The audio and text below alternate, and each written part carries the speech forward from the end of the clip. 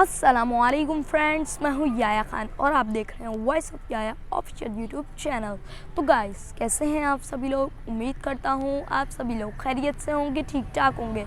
अल्हम्दुलिल्लाह, अल्लाह ताला के फजल करम से और आप सबकी दुआ से मैं भी ठीक हूँ। तो गाइस, आज आप लोगों की दोबारा से खिदमत में हाजिर होता हूँ एक न्यू हदीस के साथ। तो गाइस, अपनी हदीस को बयान करना स्टार्ट करते हैं।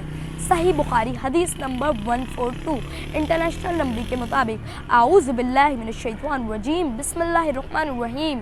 हदीस नबी सल्लल्लाहु अलैहि वसल्लम, रसूलुल्लाह सल्लल्लाहु अलैहि वसल्लम जब कज़ाए हाजत के लिए बैतुल खला में दाखिल होते तो ये दुआ पढ़ते, अल्लाहुम्मा इन्नी आऊज़ु बिका मिनल खुब्सी वल खबाइस।